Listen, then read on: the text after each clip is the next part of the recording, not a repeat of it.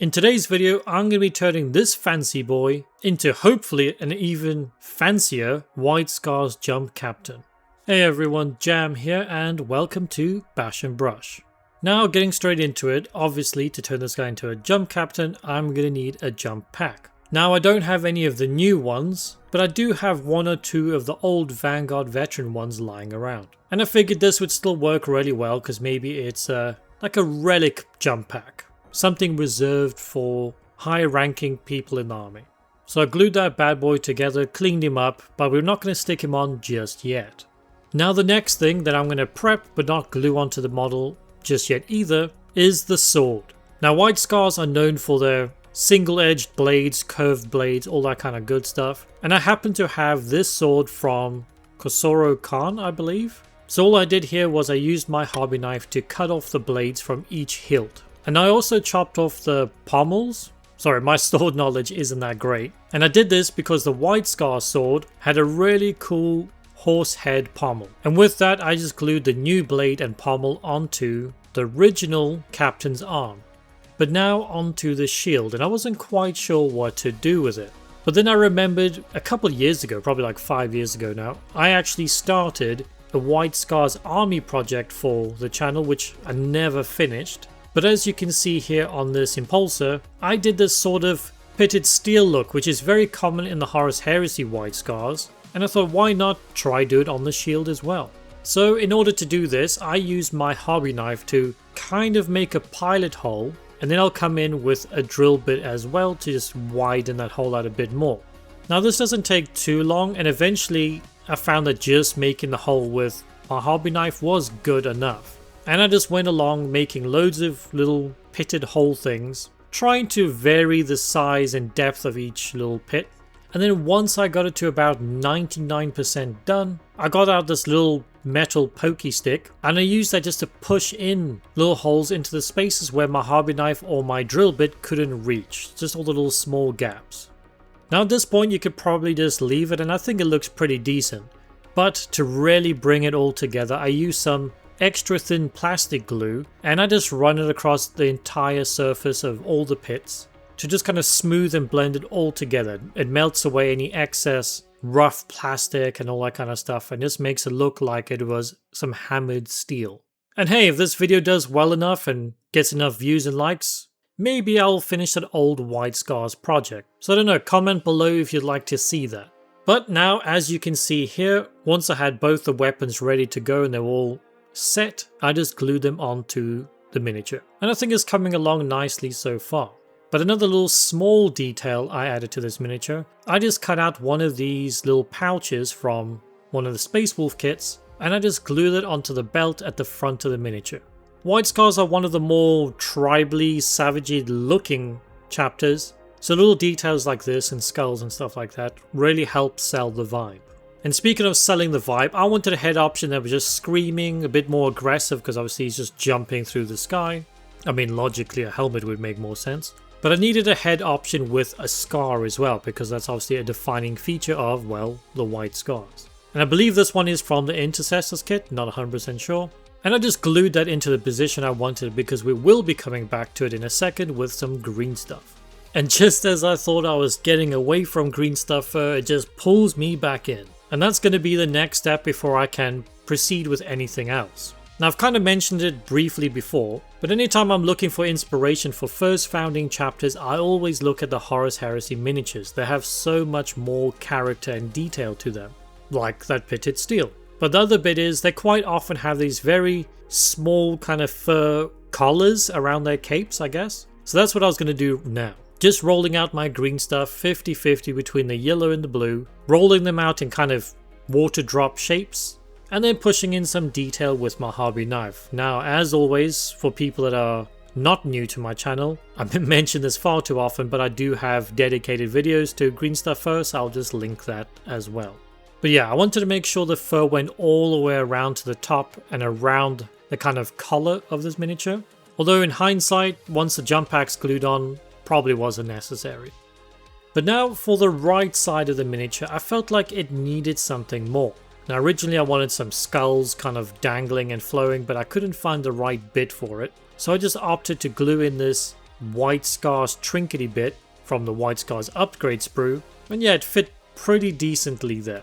But also, as you can see, the jump pack is now glued on. I wanted to do this while the green stuff was still soft, so I could push it into there and it just kind of, the fur molds around it. But that now means we can move on to the green stuff hair and beard. Now obviously I had to start with a top knot. And in order to do this, I roll out my green stuff into a fairly long kind of ropey shape, but making sure that it really tapers and sharpens out to one end. And I just place it down into the middle of his skull, I guess. And then I shaped and curved it into the direction and position that I wanted. And I just proceed to do this with various thicknesses and lengths of green stuff and building it up to make nice layers of hair just flowing in the wind. And as for the beard, I did the exact same process as the hair, just giving him that very stereotypical White Scars Asian goatee mustache kind of thing. But for some reason, I didn't really get any good footage of doing this, so maybe check out my previous Long Fangs video if you want to see more beard work.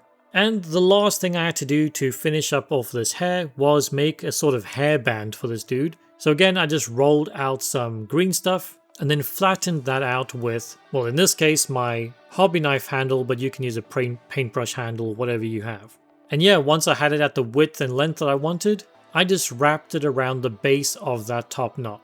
Again, I said this in my last video, but very simple techniques, but personally I think very effective. But now to really jazz him up, again going back to the Heresy White Scars, they quite often have these little coin-shaped trinkets. I'm not really sure what they would be called. And in order to replicate that, I just get a ball of green stuff, place it down where I want it, flatten it out a little bit, and then I use my silicone color shaper here, the one with a sharp point, and I just flatten it in the center. And in order to make the sort of grooves and carvings that they usually have, I just use my hobby knife, well, to push in some grooves and carvings, I guess. And to make sure it looks like it's actually held in place, I just roll out a very, very small piece of green stuff, pop the one end into the center of that coin thing, and the other side looking like it's wrapping around the rope around his neck. I did 2 of those, and now it was on to adding some toothy trinkets to this guy as well. And this is even more simple. I just roll out, again, similar to the green stuff fur and everything else, a nice sort of water teardrop shaped bit of green stuff, flatten it down where I want it to go, and then just slightly curve up the tapered end so it looks like a tooth or a claw or something like that. And I use the same process to make it look like it's attached to those ropes. And with that, all the kit bashing and converting is done. I think it's turning out pretty decently so far, but now on to the reason why I've never actually done my White Scars, and that's the white armor. I'm not a massive fan of their color scheme, and just white just seems like a nightmare to me. So I want to quickly go over how I did my white armor for this dude. So my first step was priming him in red-brown, and then a nice zenithal of light grey. Now my initial plan was to still have some of that red-brown in the recesses to help create a kind of dirty, shadowy look, but it didn't look right to me, so I just went a bit heavier on the light grey.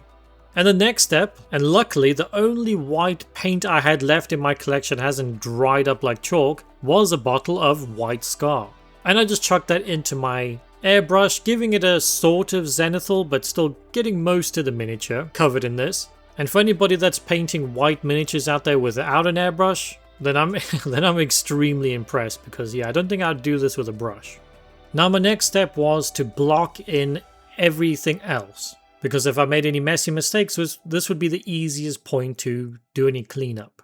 Because my next step is just slathering this dude with streaking grime. Because I don't know about you, but if you just like wear a white t-shirt out of the house once, it pretty much never comes back clean. So if you're in a battlefield with white armor, it's gonna look filthy.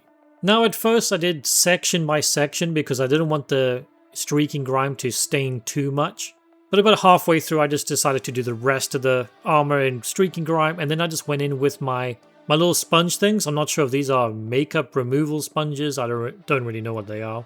And of course some odorless spirits to help clean off any parts that I thought were a little bit too dirty looking.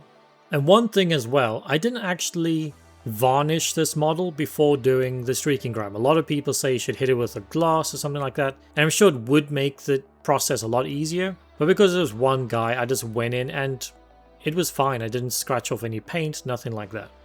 But speaking of scratching out paint, my next step was weathering / highlighting this guy.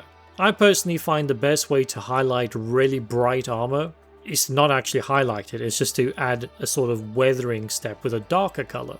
So I come in here with some Rhinox hide, and I just start adding a very kind of stipply, scratchy edge highlight across the entire miniature, also doing some scratches here and there on the flat panels. I didn't want to go too over the top, even though I think I might have.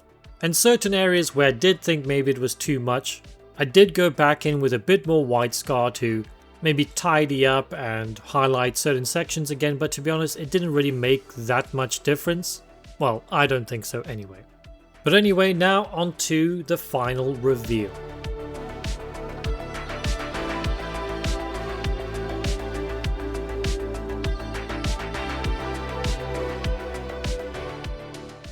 Well, there you have him, ladies and gents, in all his white scars glory. It feels good to finally kitbash and paint possibly my favorite chapter. It's definitely in the top 2, maybe 3. But as always, let me know what you think in the comments below. Do you think I nailed the white scars look? And how did the paint scheme come out? Is it a bit too weathered and dirty? And as always, you know the YouTubey things: like, share, subscribe, and hype if you're on mobile. And of course, if you want to go that step further, I have links in the description to Patreon, memberships, affiliate links, all that kind of good stuff to really help me keep my bits box full. But yeah, hope you guys enjoyed the video. Until the next one, bye bye.